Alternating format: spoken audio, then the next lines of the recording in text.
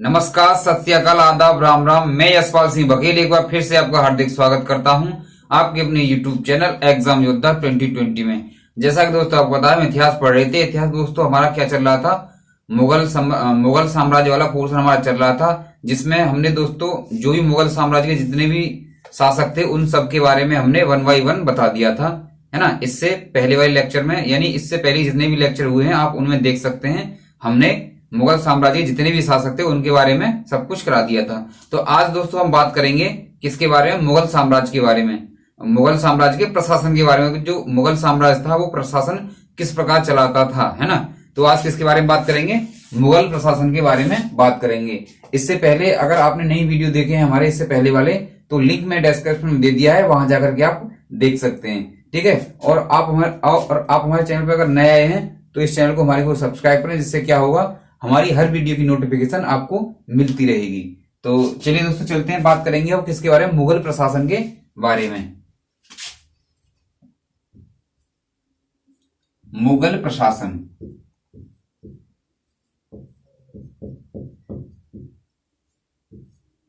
मुगल प्रशासन के बारे में क्या बात करेंगे हम, इसमें बात करेंगे कि मुगल जो प्रशासन, मुगल जो शासक होते थे वो किस प्रकार अपना शासन चलाते थे, उनके समय पे कौन कौन से पद होते थे, ठीक है। तो चलिए देखते हैं। तो सबसे पहले अगर बात करें तो बादशाह का पद होता था, बादशाह या शासक का, बादशाह, ठीक है। अगर हम बादशाह की बात करें तो बादशाह क्या होता था, सभी जितनी भी शक्तियां होती हैं उसका एक केंद्र होता था, है ना। क्या होता था, सभी शक्तियों का ये केंद्र होता था, सभी शक्तियों का केंद्र होता था ये।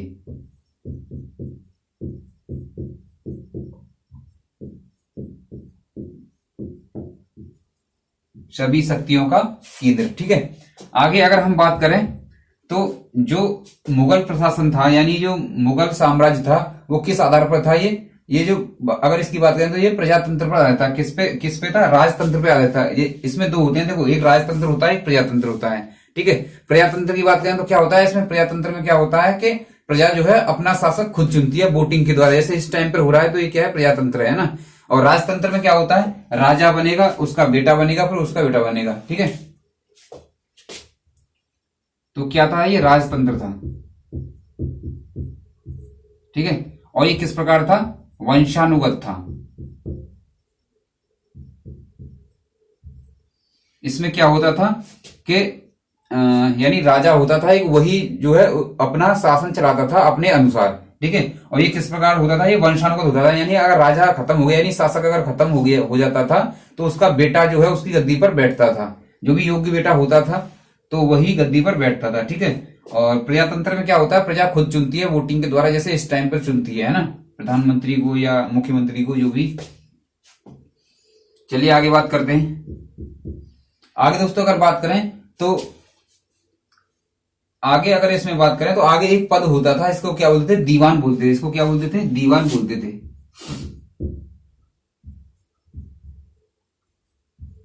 दीवान या वजीर, दीवान या वजीर। तो इसके भी सहायक होते थे, इसके क्या होते थे, इसको सहायक होते थे, इसके भी सहायक होते थे। तो इसके जो सहायक होते थे वो मतलब कई रहते थे इसकी सहायता के लिए, क्योंकि अगर वजीर पे बहुत ज्यादा मतलब लोड रहता था, बहुत ज्यादा विभाग रहते थे, तो इसके क्या, इसके सहयोगी होते थे। तो उन सहयोगियों के बारे में बात करेंगे। तो इसके सहयोगी के बारे में बात करते हैं, किसके सहयोगी, दीवान के सहयोगी। सहयोगी की बात करें तो पहले सहयोगी की बात करें तो इसका नाम था, इसको क्या बोलते हैं, दीवान ए खालसा बोलते थे। इसको क्या बोलते थे, दीवान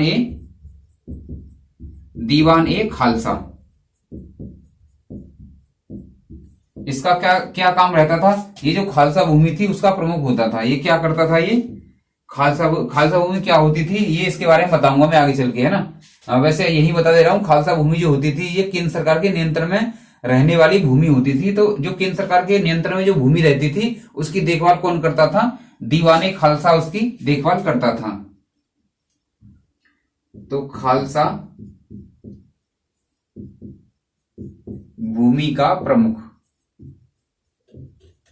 कौन होता था, ये खालसा भूमि का प्रमुख होता था, ठीक है। दूसरे सहयोगी की बात करेंगे। अब किसकी बात करेंगे? दूसरे सहयोगी की बात करें तो ये होता था दोस्तों दीवाने जागीर। क्या होता था ये? दीवाने जागीर। दीवान ए जागीर। अगर इसकी दीवाने जागीर की बात करें तो ये क्या होता था? ये जागीर भूमि का प्रमुख होता था। ये क्या होता था? जागीर भूमि का प्रमुख। ठीक है, चलिए आगे बात करते हैं। आगे अगर बात करें तो दीवाने वयूतात, अगला सहयोगी कौन था इसका? दीवाने वयूतात। इसकी बात करें तो ये क्या होता था? ये शाही कारखानों का प्रमुख होता था। क्या नाम था इसका? दीवान ए वयूतात। इसकी बात करें तो ये क्या होता था?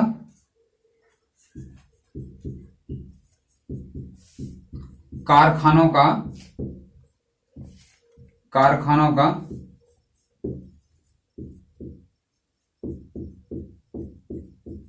प्रमुख होता था ये। ठीक है, अगले सहयोगी की बात करें तो कौन होता था? दीवाने वतन, दीवाने तन। क्या होता था? दीवाने तन। अगले की बात करें सहयोगी की तो कौन था ये इसका? दीवान ए तन। चलिए दीवाने तन की बात कर लेते हैं। दीवाने तन की बात करें तो ये वेतन की देखभाल करता था। वेतन की देखभाल करने का मतलब यह है कि किसको कितना वेतन देना चाहिए, कौन कितना ड्यूटी कर रहा है, किस प्रकार से ड्यूटी कर रहा है, किस किस कौन कौन सा काम कर रहा है, तो उसके अनुसार ये उसका वेतन तय करता था। तो ये वेतन का प्रमुख होता था, एक तरह से मान सकते हैं वेतन का प्रमुख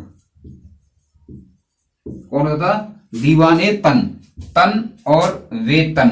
ठीक है, तो आप इससे ध्यान रखेंगे, तन और वेतन से इसे आप ध्यान रखेंगे। ठीक है, आगे बात करें तो पांचवा जो सहयोगी था, पांचवा जो सहयोगी था ये कौन होता था? मुंशरिफ होता था। ये कौन होता था? ये मुंशरिफ होता था। मुंशरिफ। मुंशरिफ की अगर बात करें तो इसका काम क्या रहता था? ये महालेखाकार होता था, यानी जो भी लेखा जोखा रखने का काम था वो किसका था? मुंशरिफ का था। महालेखाकार, ये कौन होता था? ये महालेखाकार होता था। ठीक है, तो हमने इसमें क्या क्या बताया? बादशाह होता था, सभी शक्तियों केंद्र होता था, ये राजतंत्र के अनुसार काम करता था और वंशानुगत होता था, यानी राजतंत्र होता था इसका, यानी राजा का खुद का अपना तंत्र होता था, यानी किस प्रकार कौन कौन से पद पर कौन कौन बिठाना है। ठीक है, दीवाने वजीर। सहयोगी की अगर बात करें तो इसके सहयोगी कौन कौन थे? दीवाने खालसा थे, जो खालसा भूमि का प्रमुख होता था। दीवाने जागीर भूमि का प्रमुख। दीवाने वयूतात कारखानों का प्रमुख होता था। दीवाने तन वेतन, इसका काम था वेतन का प्रमुख, यानी वेतन किसको कितना देना है ये इसका काम रहता था। मुंशरिफ की बात करें तो महालेखाकार होता था। ठीक है, आगे बात करेंगे किसकी? मुस्तौफी की बात करेंगे। किसकी बात करेंगे? मुस्तौफी। तो मैं इसे साफ कर दे रहा हूं, अगर आपने लिख लिया है तो अच्छा है, अगर नहीं लिखा है तो आप स्क्रीनशॉट ले सकते हैं। ठीक है, चलिए ओके।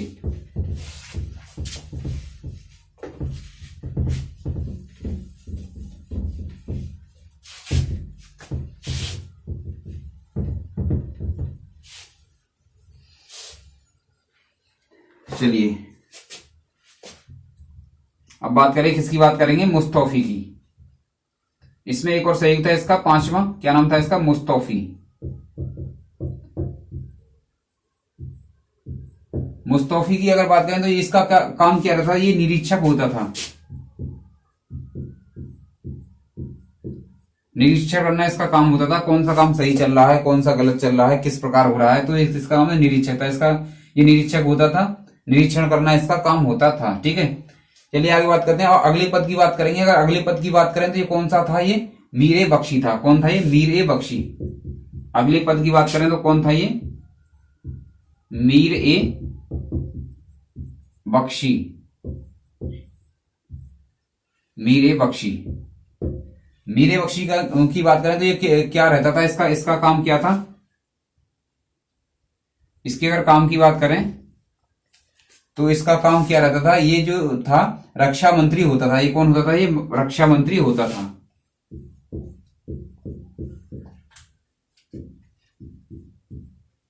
रक्षा मंत्री होता था। ठीक है, इस टाइम बात करें रक्षा मंत्री कौन है? हमारे राजनाथ सिंह। ठीक है, जिस टाइम पर मैं वीडियो बना रहा हूं, ऐसा नहीं कि आप 2 साल बाद मेरा वीडियो देख रहे हैं तो उस टाइम 4 साल बाद वीडियो देख रहे हैं तो उस टाइम मेरा खोजने लग जाएंगे, यार ये रक्षा मंत्री गलत बता दिया। तो आप ये करंट की चीजें हैं, आप इनका ध्यान रखा करें, ठीक है। तो मीरे बख्शी की बात करें तो ये क्या था, ये रक्षा मंत्री था, ठीक है। चलिए आगे बात करते हैं। आगे अगर बात की जाए तो एक पद था, इसका नाम था महोत्सव। क्या नाम था इसका? महोत्सव। अगले पद की बात करें तो महोत्सव, कई एग्जाम में पूछा गया है, इसका आप ध्यान रखेंगे। महोत्सव, महोत्सव की बात करें तो ये पद किसने बनाया था? ये औरंगजेब ने बनाया था। ये किसने बनाया था? ये औरंगजेब ने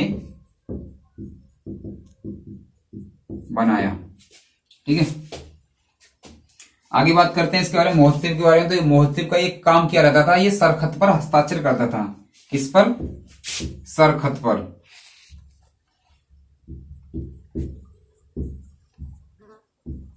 सरखत पर हस्ताक्षर करता था,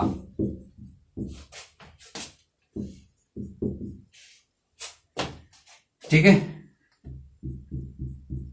आगे बात करते हैं। आगे अगर दोस्तों बात की जाए तो अगला पद कौन सा था? खानसामा। कौन सा? खानसामा या खाने सामा, ठीक है। खानसामा या खाने सामा। खानसामा या खाने सामा, खाने सामा। चलिए खानसामा की बात कर लेते हैं, ठीक है। तो खानसामा की बात करें तो इसका काम क्या रहता था? इसका जो शाही जो महल होते हैं उनमें सामान की पूर्ति करना इसका काम रहता था। यानी किस सामान की आवश्यकता है उस सामान की पूर्ति करना किसका काम रहता था? खानसामा का काम रहता था, है ना। तो शाही महलों में, शाही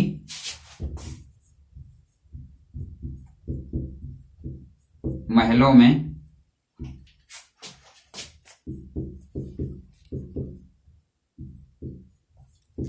सामान की पूर्ति करना, तो शाही महलों में सामान की पूर्ति करना, ये किसका काम रहता था? ये खानसामा या खाने सामा का काम रहता था, ठीक है। चलिए आगे बात कर लेते हैं। आगे दोस्तों अगर बात करें तो इसको मैं साफ कर दूं, यहां आ नहीं पाएगा। अगले पद की बात करें तो उसकी बात करेंगे सदर सुदूर की, है ना। किसकी? सदर उस सुदूर की बात करेंगे। और किसकी बात करें? काजी उल कुजात की। तो मैं इसको साफ कर दे रहा हूं, ठीक है। प्रिपरेशन आपकी करती रही है, मतलब आप सभी करते रहें। जो है आपके क्या है एग्जाम आने वाले हैं, ठीक है, जबरदस्त तरीके से पूरे जोरों के साथ, है ना। कि आप पढ़ लिए तो ठीक है, नहीं फिर कभी नहीं पढ़ पाओगे, क्योंकि एक बार एग्जाम निकल जाता है फिर वो एग्जाम दोबारा नहीं आता है ना। वैकेंसी आपने देखी होंगी, एक बार आ जाती है तो फिर क्या होता है, एक ही वैकेंसी दो इलेक्शन हो जाते हैं, है ना। यानी एक तो आने से पहले, सरकार बनने से पहले ही निकाल देते हैं जगह, फिर अगली सरकार भी उसी के आधार पर ही बना लेते हैं कि हमने इतनी वैकेंसी निकाली थी, इतनी नौकरी लगा दी। तो 5 साल में कितना मुश्किल से एक ही भर्ती आती है। बड़ी भर्ती की बात है, छोटी मोटी 1500 2000 वाली ये सब चलती रहती है, लेकिन जो बड़ी भर्ती होती है 35,000 40,000 या 42,000 या 1 लाख, तो वो मतलब बहुत ही कम 5 साल में 1-2 बार देखने मिलती है मुश्किल से, ठीक है। तो चलिए आगे बात करते हैं किसकी? सदर उस सुदूर। अगले पद की बात करें तो अगला पद कौन होता था मुगल प्रशासन में? तो सदर उस सुदूर, सदर उस सुदूर,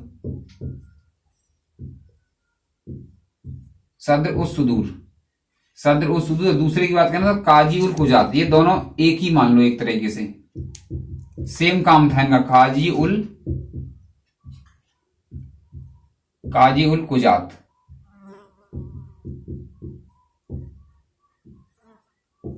इनकी अगर बात करें सदर उल सुदूर और काजी उल कुजात की अगर बात करें तो इनका काम क्या रहता था? इनका रहता था जो धार्मिक व न्यायिक मामले होते थे उनके ये प्रमुख होते थे, दोनों ही। धार्मिक एवं न्यायिक, धार्मिक एवं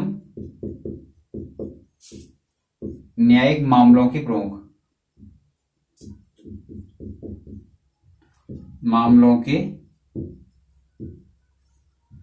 ठीक है। धार्मिक और न्यायिक मामलों के प्रमुख होते थे। आगे बात करें तो आ गया दरोगा ए डाक चौकी। अगला पद की बात करें तो क्या? दरोगा ए डाक चौकी। ये डाक चौकी से आप समझ ही गए होंगे, है ना। और मैं से बता दूं, ये क्या होता था, दरोगा आप समझते हैं एक तरह से पुलिस विभाग ही मान लो। तो ये गुप्तचर का काम और किसका, डाक विभाग का काम, ये इस पर रहता था। किस पर, दरोगाई डाक चौकी पर किस पर रहता था, गुप्तचर तथा डाक विभाग।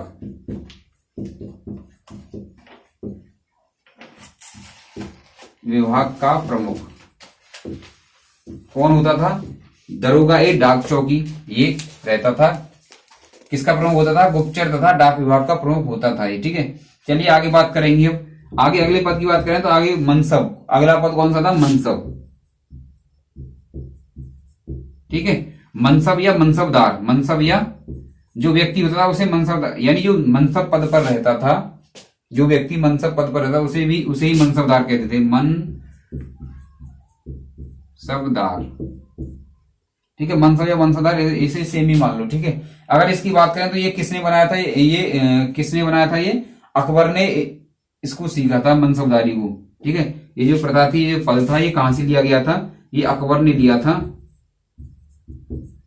अकबर ने लिया था, कहां से लिया था, मंगोलों से लिया था। अकबर ने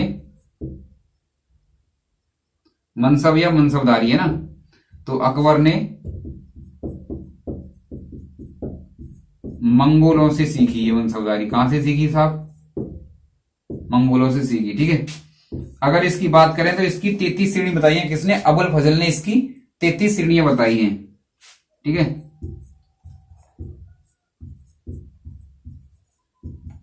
अबुल फजल की अगर बात करें, अबुल फजल ने इसकी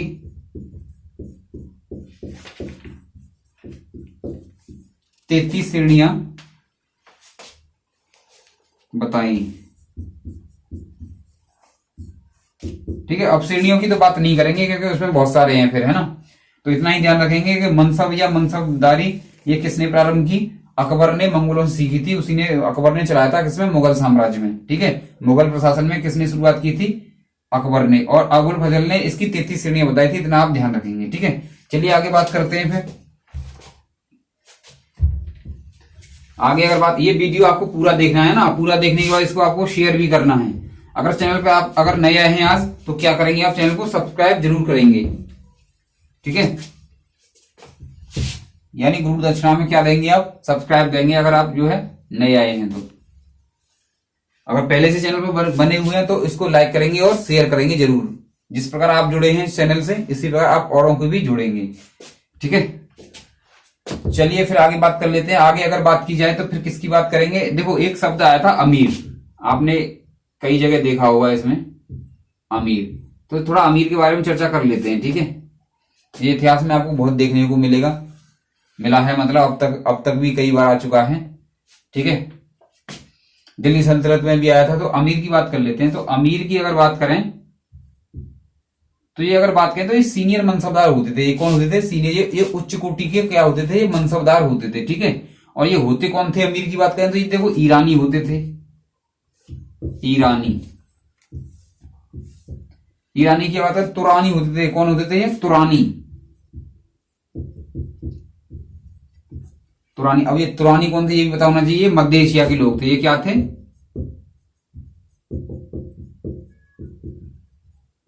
मध्य एशिया के लोग थे ये, ठीक। आगे बात करें तो अमीर और कौन कौन थे, अफगानी थे,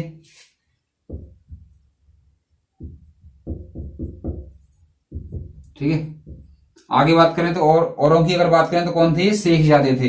जो कौन थे, वो भारतीय अमीर थे, शेखजादे।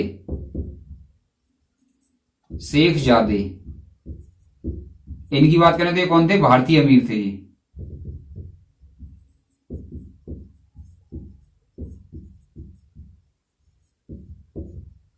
भारतीय अमीर थे। अगर शेखजादे के पुत्रों की अगर बात करें, इनके पुत्रों को क्या बोला जाता था, इनके पुत्रों को खानजादे बोलते थे, पुत्रों को, है ना। पुत्रों की बात करें, पुत्रों को खानजादे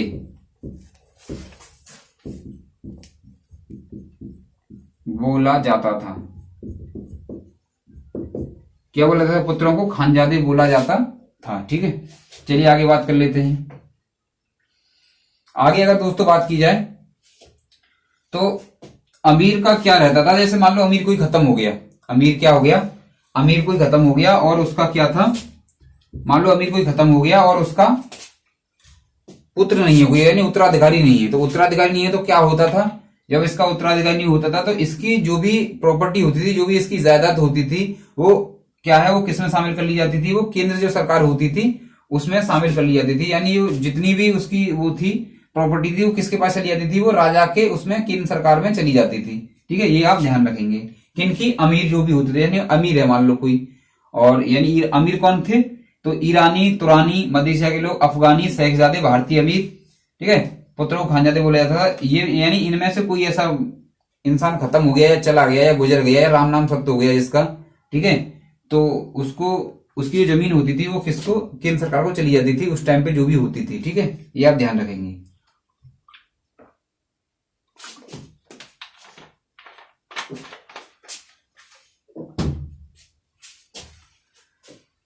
चलिए फिर आगे बात करते हैं।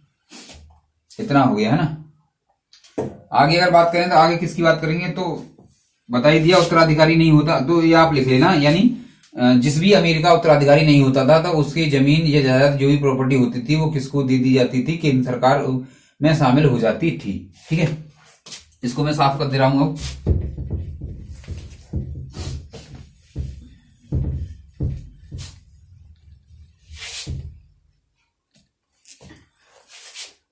चलिए अब बात करते हैं आगे। आगे अगर बात करें, अब भूमि प्रशासन की बात कर लेते हैं। किसकी?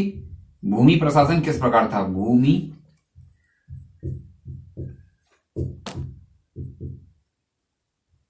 प्रशासन।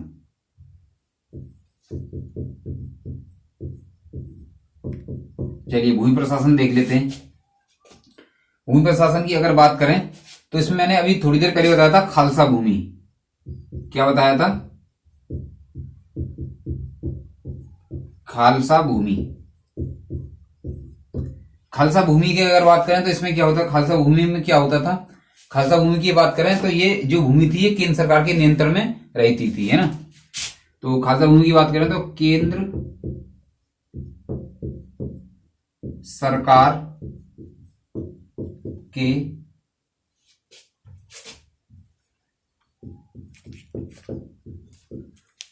नियंत्रण में रहने वाली भूमि। ठीक है, चलिए आगे बात, खालसा भूमि की बात करें, जागीर की बात कर लेते हैं। किसकी बात करेंगे? जागीर की। जागीर भूमि की बात कर लेते हैं। जागीर भूमि की बात कर लेते हैं। ये क्या होती है जागीर भूमि? ये एक बड़ा क्षेत्र होता था जिस पर किसी एक व्यक्ति का नियंत्रण रहता था, है ना। ये क्या होता था? ये भूमि का बहुत बड़ा क्षेत्र होता था। भूमि का एक बड़ा क्षेत्र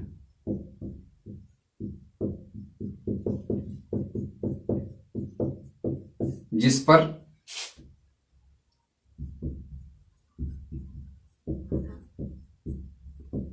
एक व्यक्ति का नियंत्रण रहता था। ये आप ध्यान रखेंगे। ठीक है, तो खालसा भूमि की बात करें, ये क्या केंद्र सरकार नियंत्रण रहने वाली भूमि थी। और जागीर की अगर बात करें तो ये क्या था? ये भूमि का एक बड़ा क्षेत्र था जिस पर एक व्यक्ति का क्या रहता था? नियंत्रण रहता था। ठीक है, चलिए आगे बात करते हैं। अब बात करेंगे भू राजस्व के बारे में, है ना। यानी जो सरकार की आय थी, केंद्र सरकार की आय थी, और शासक की आय थी, वो किस प्रकार होती थी, तो उसके बारे में अब बात करते हैं। तो चलिए मैं इसको साफ कर दे रहा हूं।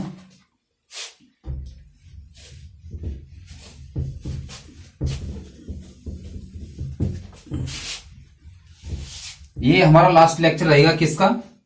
मुगल साम्राज्य का, है ना। ये हमारा लास्ट लेक्चर है मुगल साम्राज्य का। तो चलिए आगे देखते हैं। हाँ, आगे अगर बात करें तो क्या कह रहे थे हम अभी? जो बताया था, क्या बताया था? भू राजस्व प्रशासन। ठीक है, भू राजस्व प्रशासन यानी जो शासक की आय रहती थी, जो साम्राज्य की आय थी, वो किस प्रकार थी? भू राजस्व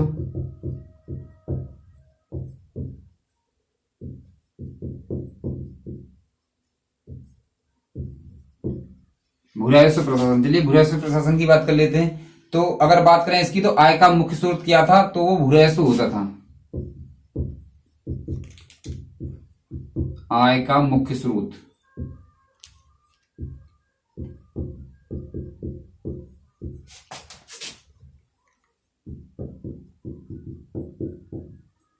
भू राजस्व होता था। ठीक है।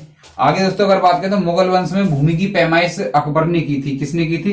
देखो, मुगल में भूमि की पैमाइश किसने करवाई थी? अकबर ने। लेकिन अकबर से पहले भी किसने कराई थी? वो सिकंदर ने कराई थी, है ना, सिकंदरी गज से। तो बात करें इसमें,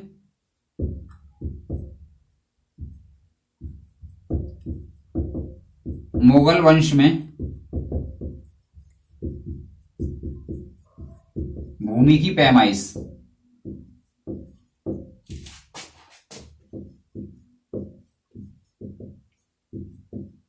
अकबर ने करवाई। ठीक है। और भूमि मापने के लिए किसका प्रयोग किया गया था? किसका? इलाही गज का प्रयोग किया गया था भूमि मापने के लिए। किसके लिए? भूमि मापने के लिए। देखो, भूमि मापी जाएगी ना, किसी न किसी से मापी जाएगी। तो भूमि मापने के लिए किसका प्रयोग किया गया था? भूमि मापने के लिए किसका? इलाही गज का। इसको ध्यान रखेंगे ना, इलाही गज का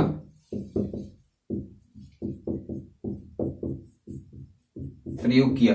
तो इलाही गज की बात कर लेते हैं। इलाही गज की बात करें तो इसकी आज के टाइम के अनुसार इसकी कितनी लंबाई थी? तो ये लगभग 29 से 32 सेंटीमीटर का, किससे? 29 से 32 सेंटीमीटर का होता था। ठीक है। अगर सिकंदरी गज की बात करें, सिकंदरी गज के बारे में एक बार देख लेते हैं।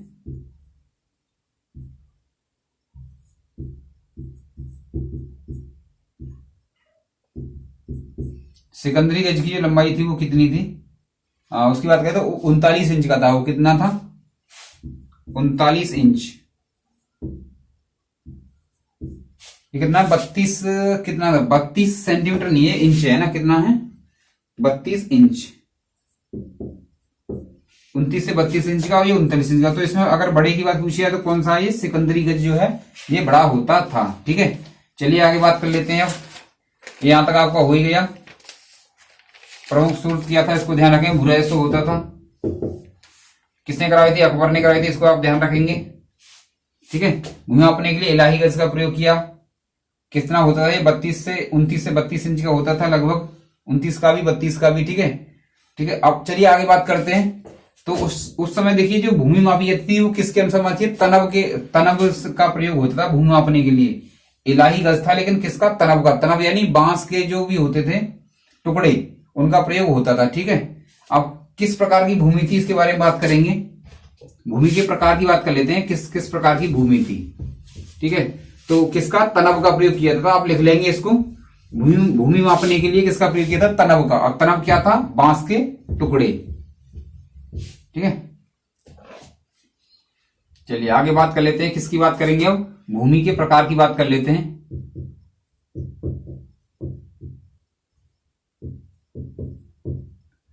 भूमि के प्रकार। तो भूमि के प्रकार की अगर बात करें तो इसमें क्या था? भूमि के प्रकार में, भूमि के प्रकार, तो इसमें देखेंगे कौन कौन सी भूमि होती थी। सबसे पहले बात करें तो किसकी? पोलज भूमि की बात करेंगे। किसकी? पोलज। और ये पोलज भूमि कौन सी होती थी? तो इसमें देखेंगे ये उपजाऊ भूमि होती थी। क्या होती थी? उपजाऊ, यानी उपजाऊ भूमि जिसपे फसल आसानी से हो जाए और कई फसलें हो जाएं, वो क्या थी? पोलज भूमि होती थी। ठीक है। आगे बात करेंगे। आगे किसकी बात करेंगे? चचर की बात करेंगे। चचर। चचर क्या था? चचर में यह था कि एक बार खेती कर ली तो उस पर फिर कई साल नहीं की जाती थी। यानी एक बार कर ली खेती, फिर कई साल नहीं करते थे उस पर। ठीक है। एक बार कृषि करने के बाद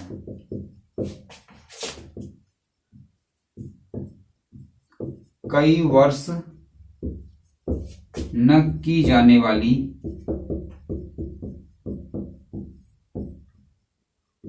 भूमि। ठीक है, यानी इस साल कर लिया, फिर अब अगले पता नहीं कई साल फिर किया ही नहीं हमने, उस भूमि को ये चचर भूमि बोलते थे। ठीक है, चलिए तीसरी बात कर लेते हैं। तीसरे की बात करें तो ये बंजर भूमि होती थी। बंजर तो आप समझते ही हैं, बंजर के बारे में तो बताने की जरूरत नहीं है, उबड़ खाबड़ जो भी है उस पर कुछ नहीं हो रहा। ठीक है, चौथी की बात करें तो परती भूमि। चौथी कौन सी थी? परती। अब परती में क्या होता था, यानी एक साल कर लिया फिर एक साल नहीं किया, फिर एक साल कर लिया फिर एक साल नहीं किया, तो एक साल बाद इस पर खेती होती थी। एक साल बाद साल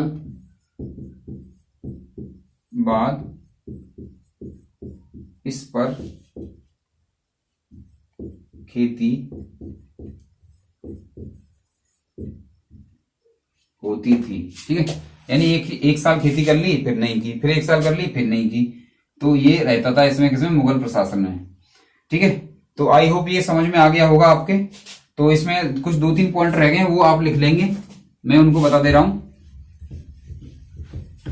ये हमारा मुगल साम्राज्य वाला टॉपिक जो है कंप्लीट हो जाएगा।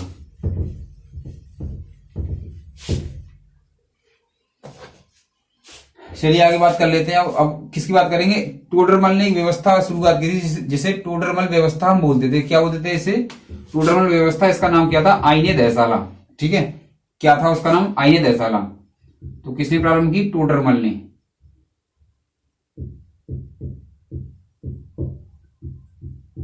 टोडरमल ने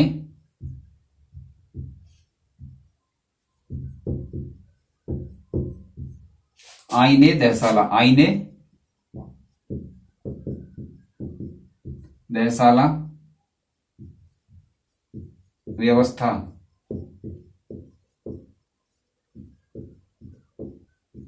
शुरू की। क्या शुरू किया इसने? आईने दहसाला व्यवस्था जो थी उसको शुरू किया था। ठीक है, और ये कब किया था? 1580 में किया था। लिखने की बिल्कुल भी जरूरत नहीं है, ये नहीं आना है ना। इसे आईने दहसाला को और क्या बोलते थे? आईने दहसाला, इसको जब्ती बोलते थे। क्या बोलते थे इसको? जब्ती प्रणाली भी कहते थे, है ना। इसे जब्ती प्रणाली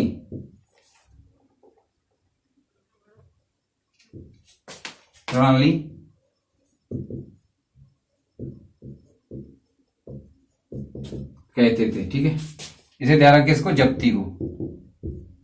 जब्ती प्रणाली भी कहते थे। ठीक, चलिए आगे बात करते हैं। आगे अगर बात की तो शाहजहां ने एक प्रारंभ किया था, एक प्रणाली प्रारंभ की थी जिसे बोलते हैं इजारेदारी। किसने? शाहजहां ने। ठीक है, शाहजहां की बात कर लेते हैं थोड़ा सा। शाहजहां ने एक इजारेदारी प्रणाली प्रारंभ की थी। इसने इजारेदारी, क्या? इजारेदारी प्रणाली शुरू की। इजारेदारी प्रणाली शुरू की। ठीक है, अगर इसकी बात करें तो ये क्या है? इजारेदारी का मतलब है ठेकेदारी, है ना। ठेकेदारी का मतलब आपने देखा ही होगा, जो काम ठेके में होते हैं ना, एक साथ मतलब कह दिया इतने रुपए लगने हैं इसमें, इतने रुपए में हमने ठेका दे दिया, अब उस वो जाने काम पूरा करके देगा वो हमें, वो तो क्या है? वो ठेकेदारी है। ऐसे नहीं कि रोज मजदूर लगाओ, रोज देखभाल करो कितना काम हो रहा है कितना नहीं हो रहा है, ठेका दे दिया, बना के तैयार कर दो हमारे लिए। तो ये किसने प्रारंभ किया था? शाहजहां ने ये प्रारंभ किया। क्या? इजारेदारी बोलते थे इसको, इसका नाम है ठेकेदारी। इसको दूसरा नाम क्या है? ठेकेदारी।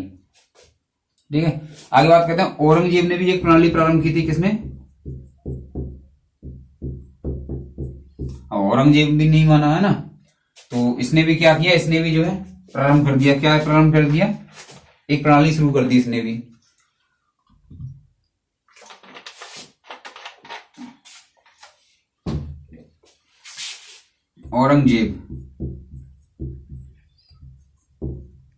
औरंगजेब ने एक प्रणाली शुरू की थी। इसका नाम क्या था? ऐसे ही लिख लो, इसका नाम क्या था? इसकी बात है कनकूट प्रणाली। औरंगजेब ने कनकूट। वैसे भी लोगों को ज्यादा कूटता था, है ना, तो आप इससे ध्यान रखेंगे कि ये क्या करता था। इसने क्या शुरू किया? कनकूट प्रणाली शुरू की इसने। कनकूट प्रणाली शुरू की। ठीक, तो ये इसको ध्यान रखिए, इसको कनकूट प्रणाली को। तो टूडर मल ने एक आईनी धर्मशाला व्यवस्था शुरू की थी, इसको जप्ती प्रणाली भी कहते हैं ना। शाहजहां ने किसको इजारेदारी प्रणाली शुरू की, और औरंगजेब ने क्या कनकूट प्रणाली शुरू की। तो ये आपका यहाँ पर कंप्लीट होता है। आई होप ये लेक्चर आपको पसंद आया होगा।